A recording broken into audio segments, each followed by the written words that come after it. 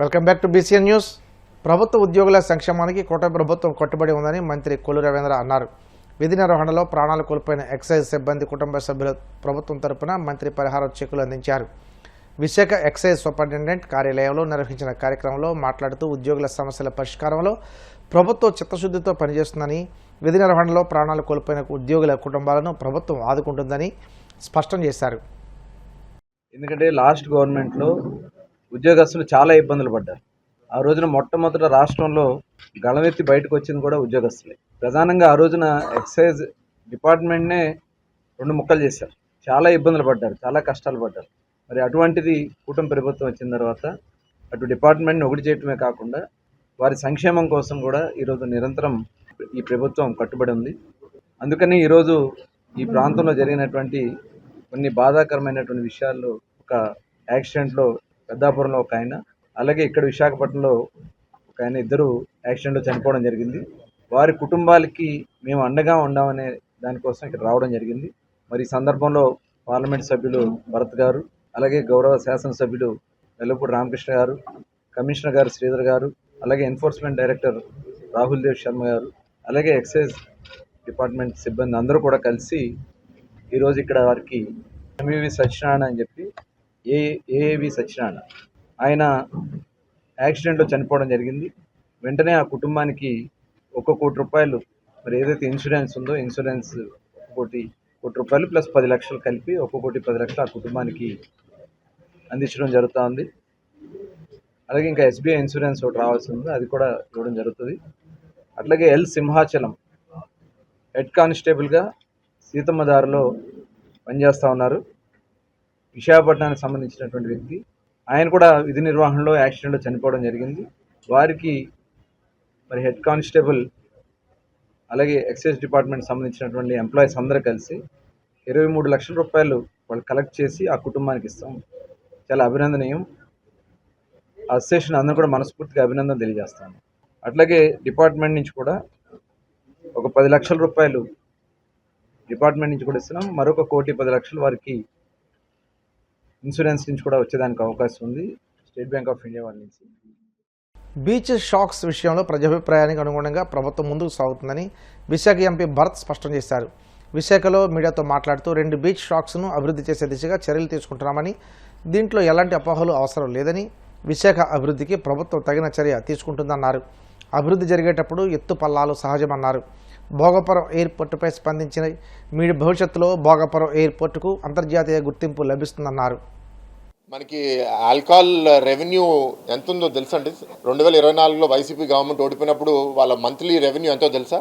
ఇంచుమించు 25-30 వేల కోట్లు సంవత్సరానికి. అండ్ దాంట్లో ఇంకెంతో దోసేసామంటున్నాం మేము. ఎట్లా దోసేశారు? వాళ్ళు క్యాష్లో తీసుకుని ఇంకెంత సంపాదించుంటారు అదనంగా నాకు తెలియదు. అంటే ఎంతమంది తాగితే అంత రెవెన్యూ వస్తుంది? సో ఫస్ట్ మన ప్రిన్సిపల్ ఏంటి అంటే, తెలుగుదేశం పార్టీ ఎన్డీఏ ప్రభుత్వం మనం ఏమన్నాము, నాణ్యమైన ఆల్కహాల్ అందుబాటు ధరలో అందరికీ ఉండేటట్టు చేస్తామనేది మా కమిట్మెంట్. స్పూరియస్ లిక్కరు అండ్ విపరీతమైన రేట్లు పెంచేసి సిటిజన్స్ని ఆరోగ్యము, వాళ్ళ లివర్లు డ్యామేజ్ అయిపోయి, వాళ్ళ ఫైనాన్షియల్గా వాళ్ళు డ్యామేజ్ అయిపోయి అది జరగకూడదు అనేది మా ఆలోచన. ఫస్ట్ ఓవరాల్ ప్రిన్సిపల్ అది అర్థం చేసుకున్నామండి. నెక్స్ట్ టూరిజం డెవలప్ చేయాలి. ఒక బీచ్ ఫెస్టివల్లో నేను 1 సంవత్సరం క్రితం ఇలా ఈ సోషల్ మీడియా ఇన్ఫ్లుయెన్సర్స్ ముందు మాట్లాడుతూ, ఇదిగో మీకు వీడియో ఇస్తున్నాను, బయట ఇస్తున్నాను, మీరందరూ ఈ బీచ్ షాక్స్ మీరు సపోర్ట్ చేస్తున్నారు అంటే మీరు ఈ వీడియోకి రెస్పాండ్ అవ్వండి, లైక్ చేయండి, కామెంట్ చేయండి అని అడిగాం. ఒక 3-4 వాళ్ళ ఇన్స్టాగ్రామ్ పేజ్లో పెడితే క్యూములేటివ్గా ఒక 50-60 లక్షల మంది ఆ వీడియో చూశారు. దాంట్లో ఇంచుమించు ఒక 5-10 లక్షల మంది లైక్ చేశారు. అంటే దాని అర్థం ఏంటి? ఇది మాకు కావాలని. అప్పుడు వాళ్ళు కామెంట్ చేయొచ్చు కదా, మాకు వద్దు బీచ్ షాక్ అని. అప్పుడు ఎవడేం చెప్పలే, అందరూ ఆహ్వానించారు. అది ప్రజల రెస్పాన్స్ చూసే ప్రభుత్వము టూరిస్టు, స్థానికులు ఇట్లాంటిది ఒకటి ఉంటే మన నగరానికి బాగుంటుందని భావించి పైలట్లో, అది కూడా ఏంటి, నాట్ ఒకటేసారి 100 బీచ్ షాక్లు కాదు, దీన్ని సక్సెస్ ఎట్లా చేయాలి, పైలట్ చేయాలని 2 బీచ్ షాక్స్ మన దగ్గర అప్రూవ్ చేశారు. బాపట్ల సూర్యలంకలో ఒకటి చేసినట్టున్నారు. ఈ 2 కూడా ఏంటి, మనం ఏం చేసాము, టైమింగ్స్ పొద్దున 10 నుంచి సాయంత్రం 8 దాకా. ఒక బారో ఒక హోటల్లో మనం లిక్కరు 11 దాకా 12 దాకా అలౌ చేస్తున్నాము, ఇక్కడ 8 దాకానే. దాని తర్వాత ఇక్కడ మనం హార్డ్ లిక్కర్ ఏదైతే ఎక్కువ మత్తు వస్తుందో అది కూడా మనం అక్కడ అలౌ చేయట్లేదు. అక్కడ ఉట్టి బియరు, వైను, సాఫ్ట్ ఆల్కహాల్ అనే పెడుతున్నాము. ఇదంతా ఒక ఎక్స్పెరిమెంట్. ఇదంతా ఎందుకు, ఇట్లాంటి అపోహలు కొందరు సృష్టిస్తారు కాబట్టి. ఈ ఎక్స్పెరిమెంట్ సక్సెస్ఫుల్గా అవడానికి అందరూ బాధ్యతగా ఉండాలని మేము కూడా కోరుకుంటాం. ఇప్పుడు ఏంటి, బీచ్ రోడ్లో నాకు యూత్ కంప్లైంట్ చేయడం మొదలుపెట్టారు. 10 గంటల తర్వాత పోలీసులు వచ్చేసి మమ్మల్ని అలగొట్టేస్తున్నారు అని. మేము పోలీసులతో మాట్లాడాం, ఏముంది లైటింగ్ ఉంది, కెమెరాస్ ఉన్నాయి, ఉండేవండి 12 దాకా, మీకేంటి ఇబ్బంది అని. ఇప్పుడు అలౌ చేస్తున్నారు. అంటే మన నగరం ముందుకెళ్ళాలా వెనకాలకెళ్ళాలా? విశాఖ బీచ్లో బీచ్ షాక్స్ పేరుతో మద్యం విక్రయాలకు కూటమి ప్రభుత్వం అనుమతి ఇవ్వడాన్ని వైసీపీ రాష్ట్ర అధికార ప్రతినిధి కొండా రాజీవ్ గాంధీ తీవ్రంగా తప్పుపట్టారు. తాడేపల్లిలోని పార్టీ కేంద్ర కార్యాలయంలో మీడియాతో మాట్లాడుతూ రాష్ట్రాన్ని అభివృద్ధి దిశగా నడిపించాల్సిన ప్రభుత్వం మద్యం విక్రయాలకు ప్రోత్సహించే చర్యలకు పాల్పడుతుందని విమర్శించారు. విశాఖ వంటి ఆధ్యాత్మిక పర్యాటక ప్రాధాన్యం ఉన్న ప్రాంతాల్లో బీచ్ షాక్స్ పేరుతో మద్యం అమ్మకాలు చేపట్టడం ప్రజల మనోభావాలు దెబ్బతీస్తుందన్నారు. బీచ్ షాక్స్ నిర్ణయం రాష్ట్రాన్ని మధ్యాంధ్రప్రదేశ్గా మార్చే ప్రయత్నంలో భాగమని ఆరోపిస్తూ ఈ ప్రతిపాదనను ప్రభుత్వం వెంటనే వెనక్కి తీసుకోవాలని డిమాండ్ చేశారు. విధ్వంసాలు, అరాచకాలు, హత్యాయత్నాలు, అత్యాచారాలు, డ్రగ్ మాఫియా, రౌడీ షీటర్లు, దాడులు, దాష్టికాలు ఇవన్నీ చాలదన్నట్టు సరికొత్త సంస్కరణ తీసుకొస్తున్నామని చెప్పి నిస్సిగ్గుగా ప్రకటించారు లోకేష్ గారి తోడల్లుడు విశాఖపట్నం ఎంపీ అయిన శ్రీభరత్ గారు. ఏంటా అతి గొప్ప సంస్కరణ అంటే, విశాఖపట్నం బీచ్లో బీచ్ షాక్స్ ఏర్పాటు చేస్తున్నాం, దానికి ప్రభుత్వం అనుమతులు ఇచ్చింది, బీచ్లో బీచ్ షాక్స్ పెడితే తప్పేంటని చెప్పి నిస్సిగ్గుగా ఒక పార్లమెంటు సభ్యుడు మాట్లాడడం అత్యంత దురదృష్టకరం.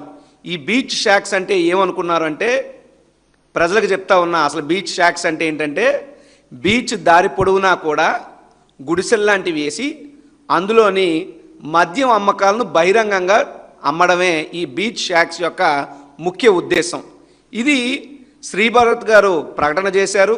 దీనికోసం ఆచరణలోకి తీసుకొచ్చే ప్రయత్నం ప్రభుత్వం చేసింది. దీని యొక్క ప్రతిపాదన మన ఆంధ్రప్రదేశ్ స్పీకర్ అయినటువంటి అయ్యన్న పాత్రుడు గారు గతంలోనే ఒక బహిరంగ వేదిక మీదే చేశారు. అంటే ఈ ప్రభుత్వం నిస్సిగ్గుగా మద్యాన్ని ఏ విధంగా ప్రోత్సహిస్తుంది, ఆంధ్రప్రదేశ్ రాష్ట్రాన్ని మధ్యాంధ్రప్రదేశ్గా ఎలా మారుస్తుంది అని చెప్పడానికి శ్రీభరత్ గారు చేసినటువంటి ప్రకటన ఒక ఉదాహరణ. నేను చెప్పదలుచుకున్న ఈ కూటమి ప్రభుత్వ పెద్దలకి, జగన్మోహన్ రెడ్డి గారిని చూసి కాస్త బుద్ధి తెచ్చుకోండి అయ్యా. జగన్మోహన్ రెడ్డి గారిని చూసి కాస్త సిగ్గు తెచ్చుకోండి. జగన్మోహన్ రెడ్డి గారిని చూసి పరిపాలన అంటే ఏంటి, ఎలా చేయాలి, ఎవరికి మంచి చేయాలనేటువంటి దాన్ని తెలుసుకోవాలంటే జగన్మోహన్ రెడ్డి గారు గత పాలనని చూసుకోమని చెప్పి, చూసి నేర్చుకోమని చెప్పి ఎతో పలుకుతున్నా. ఎందుకంటే జగన్మోహన్ రెడ్డి గారు ముఖ్యమంత్రిగా ఉన్న కాలంలో మా సిద్ధాంతం ఏంటో తెలుసా, జగన్మోహన్ రెడ్డి గారి ఆశయం ఏంటో తెలుసా, జగన్మోహన్ రెడ్డి గారి పరిపాలన తీరేంటో తెలుసా, విద్య, వైద్యం, అది జగన్మోహన్ రెడ్డి గారి బ్రాండ్, అది జగన్మోహన్ రెడ్డి గారి పరిపాలన తీరు. కానీ చంద్రబాబు నాయుడు గారి పాలన యొక్క బ్రాండ్ ఏంటి అంటే మందు, చిందు, ఇది మీ బ్రాండ్. బీచ్ల్లో బీరు, బారు అనే పథకాన్ని అతి గొప్ప సంస్కరణ తీసుకొస్తున్నామని చెప్పి చెప్పడం అంటే ఇంతకన్నా సిగ్గుమాలినటువంటి మాట ఇంకొకటి ఉండదు అని చెప్పి నేను శ్రీభరత్ గారికి చెప్తాను. వార్తలు ముగించే ముందు ముఖ్యాంశాలు మరోసారి.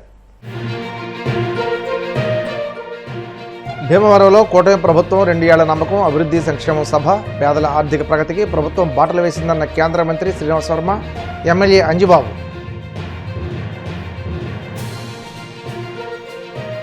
ప్రభుత్వ ఉద్యోగుల సంక్షేమానికి కట్టుబడి ఉన్నామన్న మంత్రి కొల్లు రవీంద్ర, విధి నిర్వహణలో మరణించిన ఎక్సైజ్ సిబ్బంది కుటుంబాలకు పరిహారం చెక్కుల పంపిణీ.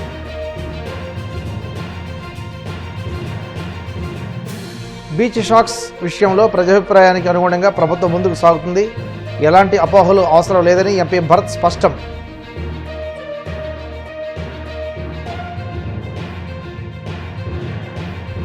ఆంధ్రప్రదేశ్ను మధ్యాంధ్రప్రదేశ్గా మార్చే దిశగా కూటమి ప్రభుత్వం అడుగులు వేస్తుంది.